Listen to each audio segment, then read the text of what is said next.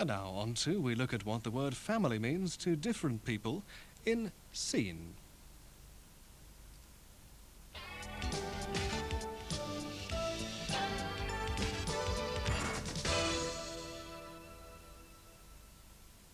Very few jobs can compare in long-term importance and satisfaction with that of the housewife and mother.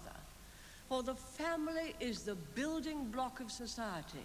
It's a nursery, a school, a hospital, a leisure place, a place of refuge and a place of rest. It encompasses the whole of society. It fashions beliefs. It's the preparation for the rest of our life, and women run it.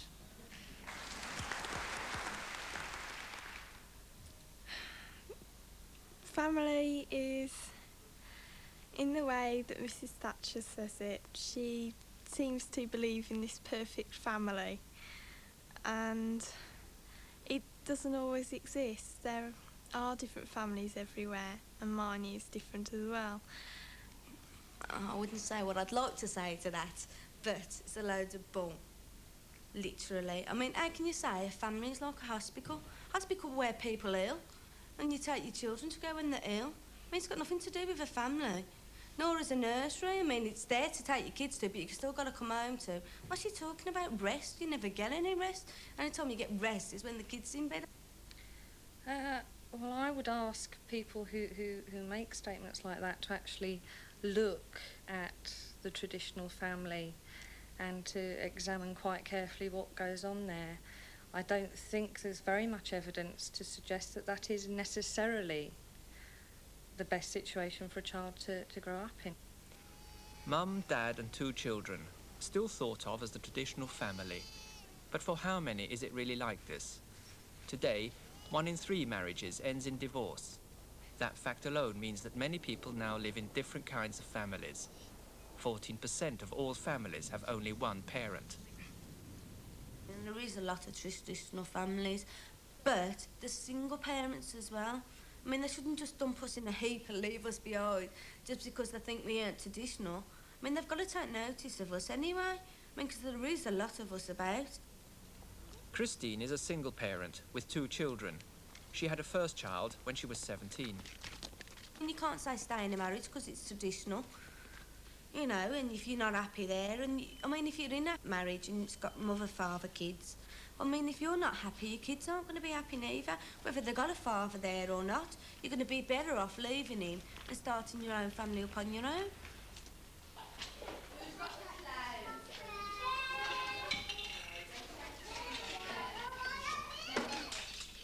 Most of the people I know who come to the nursery round here are single parents. There's a lot of them, and I mean, you wouldn't get any better, Mum. I mean, most of us single parents, I speak for most of them, as good as the next mother, father or no. I mean, because, I mean, your father's out to work every day, so the mother's home. You might as well call them single mothers anyway, because they're at home looking after the kids anyway.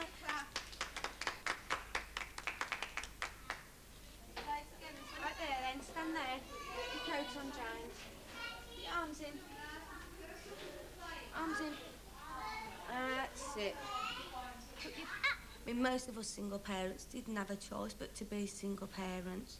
I mean, it's all right for the fellas. I mean, they can just walk off and think, oh, I shall look after the baby. I mean, we've got that responsibility. They haven't. I mean, most men can't face the responsibility, but we don't have a choice. I mean, I had to face the responsibility. When I was 17, I had to turn into a woman. I mean, I had to grow up so fast, it was unbelievable. And I did. I mean, sometimes I forget that I'm young. I mean, sometimes I go on as if I'm 30, something an old lag, you know. But I have to keep reminding myself how old I am, so I don't grow up too fast. Here you go. I mean, I'd still like to be married now. I mean, I'd like to have the white wedding and the traditional Rolls Royce taking me to the church and a man who loves me and I love him. But, I mean, that's not the world today. The strength in my family life, I mean, just because it's just like they say with a father and that bit. I mean, there's still strength in my family, just only, even though there's only the 3 of us. I mean, you don't have to be a complete, I mean, I am a family no matter whether I've got a father, if the kids have got a, I mean, they've got a father, but just because I doesn't live with him doesn't mean we're not a family. What kind of family do you come from? Is it a traditional, a divorce background? It's a traditional family. Have a brother, middle class. My father's a painter and decorator. I live with my mum now. And, like, that's about it, really. I got a sister, a little sister. I've got, like, stepbrothers and sisters. Mum and dad are divorced, so single parent family. Pretty medium, middle class really. Is your family more important than your friends? Yes, I would say so, yes. Because they're my family. When it comes down to them, they're my blood. So therefore, they're my family. They mean more to me. Oh, my mum doesn't think so.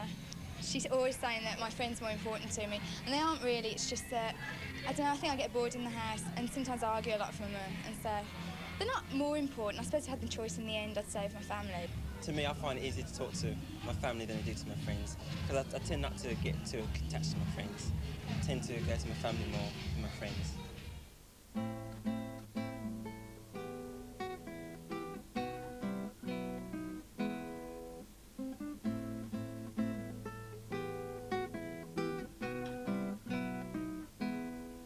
Miriam was 12 when her parents decided to separate. Her older brother stayed with her dad. Her mum remarried, and together with her younger brother, they moved into another home, another family. The normal family, as such, seems to hold more security. You know where you stand. There's your mum and your dad, and they're there, and they're together. And then you've got brothers and sisters, maybe. And it just seems sort of a basis. When you're in a step family, you don't really know where you are because you're going to see the other parent, maybe. And you just feel not so secure. It's more secure in a traditional family, from my point of view. When my parents were actually divorcing, we were told in the sitting room in our house, my mum told me and my dad told my brother, and I was told about it. My mum said that they were arguing and they didn't want to live together anymore. They didn't think it would work if they were, and it would make it worse for us if they were living together and continually arguing. So they said they probably wouldn't be living together anymore, and try to soften the blow, I think. Have you put those in the dish?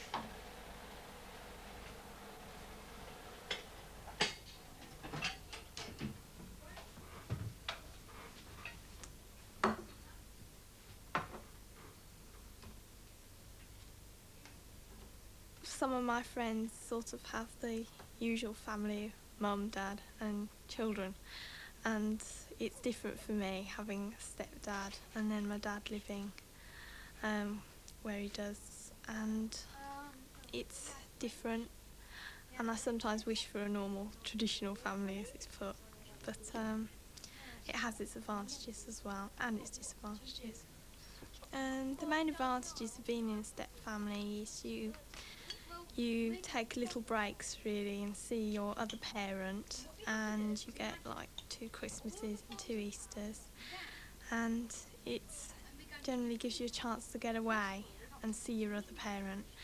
But you do get the disadvantages of your other parent not being there when you want them to be, or if you're ill you want to stay at home, and just then again you do want to see your other parent, so it can get a bit complicated.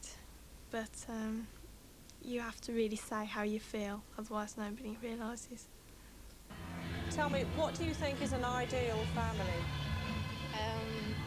It's a difficult question, really, because it's up to the person themselves what they think.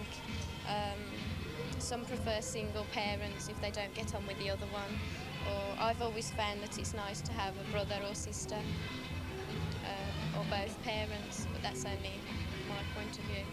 No, I don't think there is. Just whatever sort of family you have, there's always difficulties and there's always something going wrong, so no, not really. My mum and dad are easygoing. They let me do what I want to do as long as they know what I'm doing, or where I'm going, what time I'll be in. They're liberal with me and I'm liberal with them. Andrew spent most of his childhood in this children's home. He came here after his mother died when he was 10. It's closed now, but Andrew remembers it as his family home. Here she is, my home. Or at least what was my home for 7.5 years. One house. That sign's still up here, you know. Did that at school. Took me 30 minutes in my woodwork lesson. Absolutely pathetic I was at woodwork. Got a C+ in my exam, mind you. Look at that W. Look at that A as well. Shocking. I would have thought by now they would have taken it down. When I was about 10 years old, due to unforeseen circumstances, after my mother died, it was felt that both me and my brother would be best suited to be put into a national children's home. When you first arrive to this place, you're under kind of great big wonderment, really, of what this place holds and what it's going to be. But as time went by and as you began to get your life sorted out and began to realise that you weren't going to leave this home for the foreseeable future, yes, it did. This home did hold a place of being a family, especially with the staff being so considerate at trying to make it as much at home as possible, and also the other children who are in my position at acting like a family should be, really. I certainly don't know who these lads are, but in 1978, I remember one of the best times I ever had in this place. 1978 World Cup. There was a coloured lad called Linford Taylor. He got us all out from all the houses around here over to where those two boys are playing now, and he cut out this little cardboard World Cup it was. I remember, I always used to wanted the underdogs to win, so I chose Tunisia for some reason. Don't ask me why, but I chose Tunisia.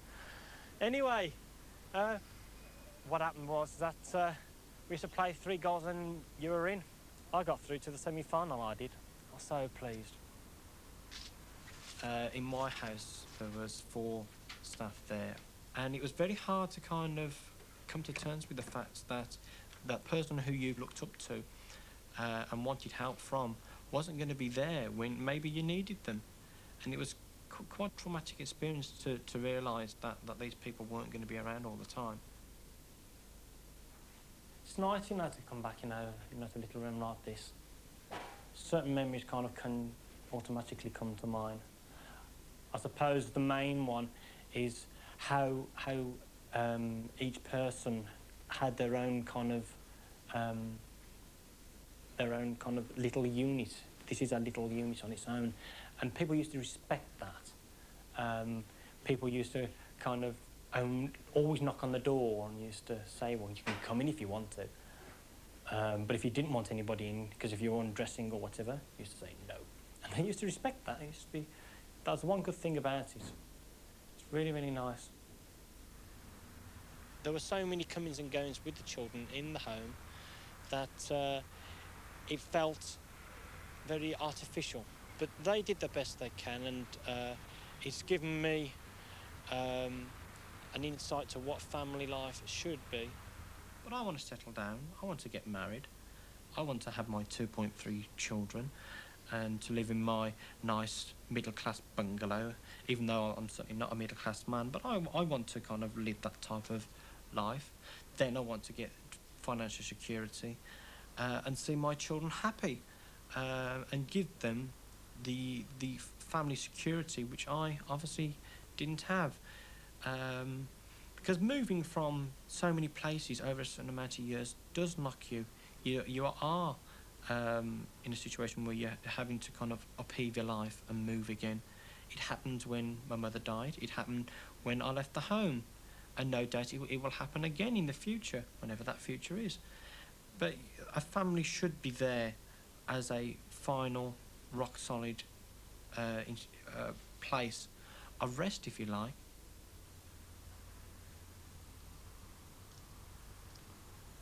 A group of adults, some with children, have chosen to live together in this house as one large family, a community.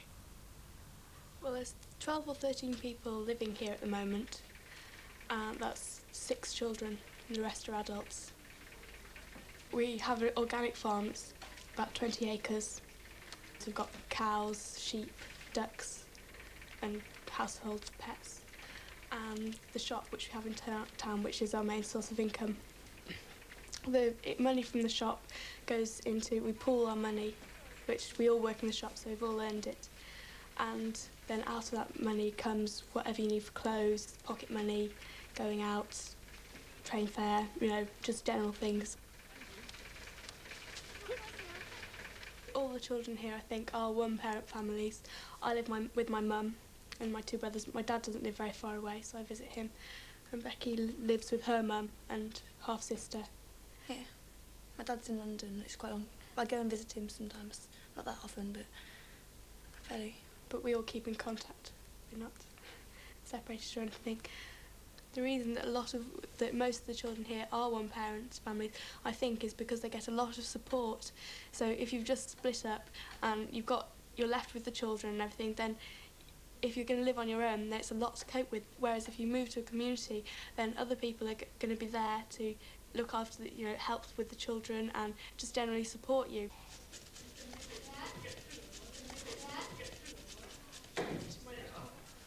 It is good to grow up in a commune because it gives you a lot more confidence because you're with adults and your opinions are treated as adult opinions would be. You learn to talk to different people because we have visitors and things who visit and you can't just not talk to them, you have to make some kind of contact. You learn to see what the adults as people rather than as just your mum and dad or your aunt or whatever. I think we have family values here as in any normal conventional family. I think they're different and on a different scale because there's so many more people here. We have some of the same ones, love, commitment and stuff, but I think we have ones like maybe not so much loyalty as in a conventional family because there's so many of us and one of us might just suddenly go and then you no longer see them for long periods of time. You have to adapt because you can't just mutter away and say I want it this way. You have to know what the other people are feeling and everything, and getting on. You learn to get on with people, and so sharing I think would be a pretty big thing.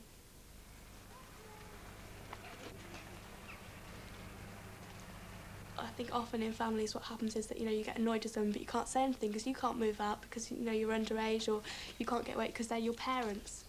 But here we're encouraged just if you have a problem with another person then you discuss it with them, or if something is really annoying you, you bring it up in a meeting and say, look, this is really getting me down, can I do something about it, or will that person do something about it? And so you really have I think there's a lot more incentive to work at the relationship.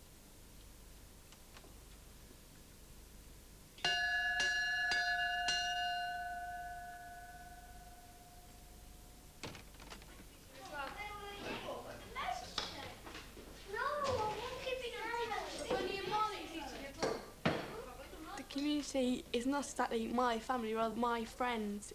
Like my family is still my mum and my dad, even though he doesn't live here, and my extended family, my stepbrothers and sisters. That is my immediate family. But I also have a lot of good friends and people who I know will help me.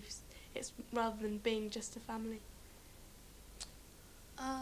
Yeah, I think this is really. I wouldn't say it was a family. I've got a lot of other relations, and I consider them family as well. This is sort of like a family, but it's like a family with friends living in it. It's a bit difficult to describe it, really.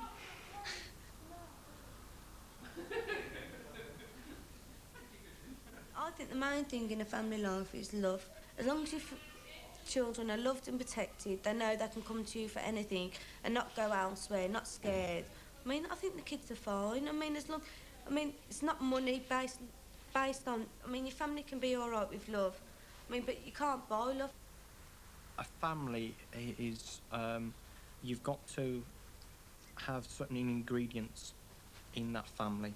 Care, attention, understanding, warmth. Also, you need to be strong. There is no right or wrong way, really. I think I'd be very, very careful if I got into a relationship which I thought would lead to marriage or living together. I'd want to make sure that it would last because I'd never want to go through a divorce or anything like that, and I'd never want, if I had children, them to have to go through it because it's awful. It, in a way, it has made me grow up quicker, knowing that there is hard things in life and it's not all cosy in the family.